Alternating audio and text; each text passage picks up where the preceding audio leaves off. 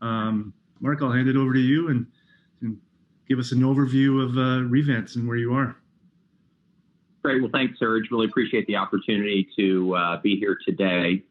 So first off, coming off of 2020, as you pointed out, it was a transformational year for us as we went from being a development stage company to a commercial company for the first time in over, almost 20 years. We also added some great assets in the licensing of the RHA filler line, where we kicked off our launch late in Q3 last year, and the nh-1 acquisition. On top of that, we advanced our therapeutics portfolio and fortified our balance sheet with cash now into 2024. So now as we turn into 2021, there's kind of 5 key things that we're looking to execute on this year. The first one is to make sure that we execute on our commercialization strategy in aesthetics. And so we're off and running there.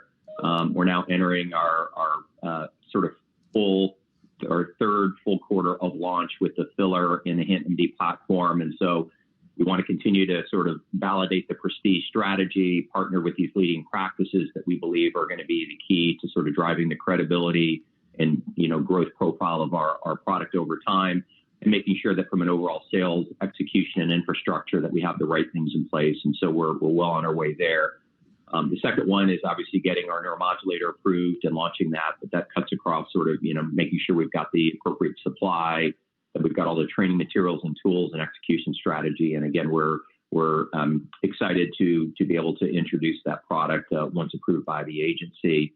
Now that we've continued to advance some of our different therapeutic trials forward, we're starting to look at a therapeutics commercialization strategy around the corner. So this year will also be pivotal in terms of advancing that therapeutics platform and opportunity as we have our cervical dystonia open label safety study readout. We just completed our upper limb spasticity phase 2 trial, and so we're planning for an end of phase 2 meeting with the agency. So we have those coming up. Talked before about adding additional capital to our balance sheet. So we want to make sure that we exercise the right level of financial discipline and continue to sort of have cash into 2024. So we feel like we've got the necessary resources to execute on our strategy and continue to invest our growth. And then the last one is a people initiative. We continue to really lean into making sure that not only are we attracting the right people here, but we're creating the right culture. And as a matter of fact, 10% of the executive goal this year is tied to people and diversity and inclusion initiatives on that side of it. So as we look at kind of what are those key catalysts that will drive that, obviously, first and foremost, it's the approval of our neuromodulator. It's, as I mentioned, the completion and readout of our open label safety study in cervical dystonia, the end of phase 2 meeting with ULS.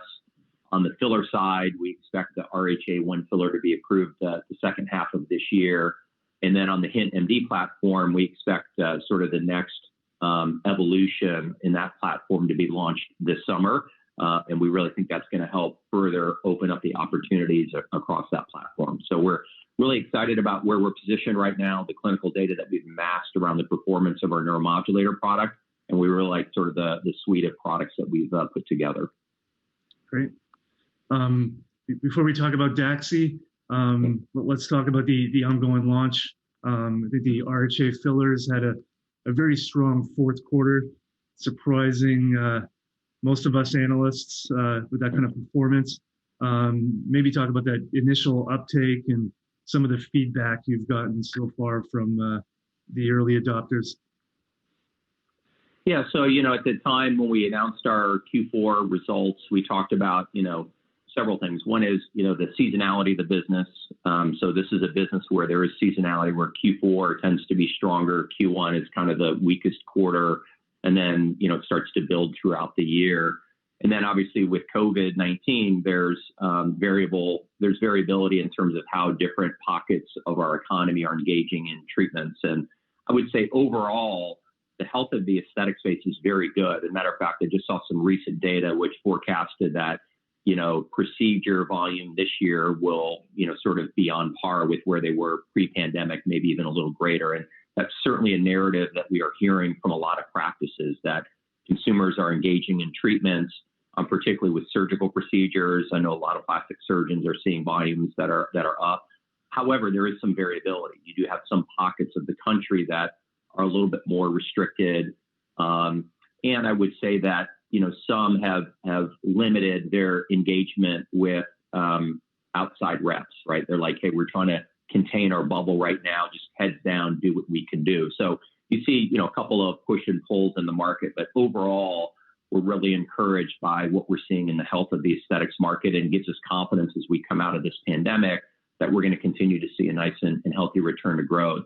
In terms of the overall performance of the RHA launch, we've been really encouraged with how it's being received. We've talked about our more disciplined launch strategy, where we're really focused on sort of the prestige category. And, these are kind of elite practices that are looking for, the best in technology to provide to, their patients. And I think that the performance of the product is showing really well in these accounts. It's a very natural gel. It's easy to inject. They like the look and feel that they get between the RHA 2, 3, and 4. So far, we're really encouraged by what we're seeing in the marketplace in terms of how it's being positioned relative to competitive products. Okay.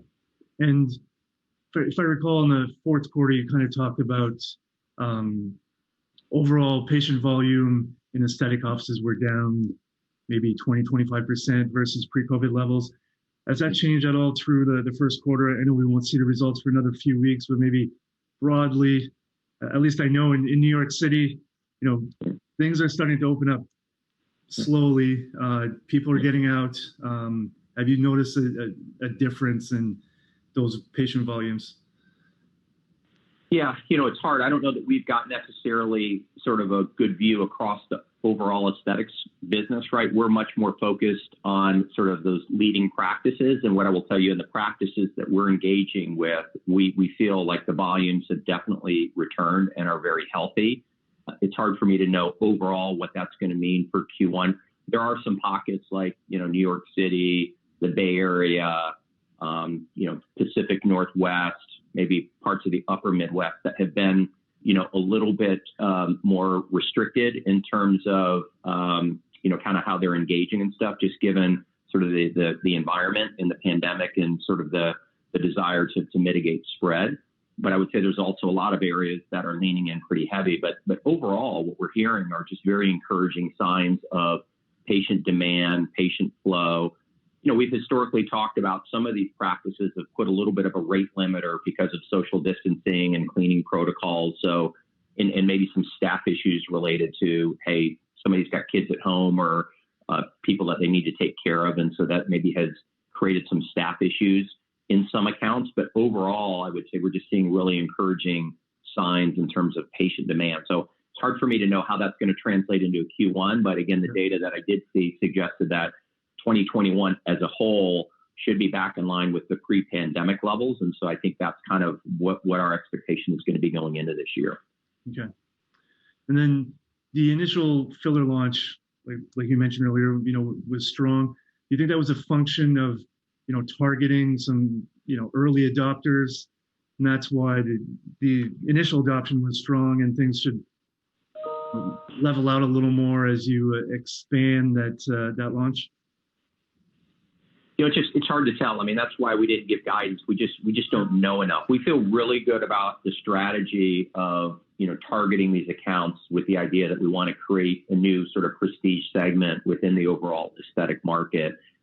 We've talked before that there's probably 15,000 or so accounts that sort of fall into this category.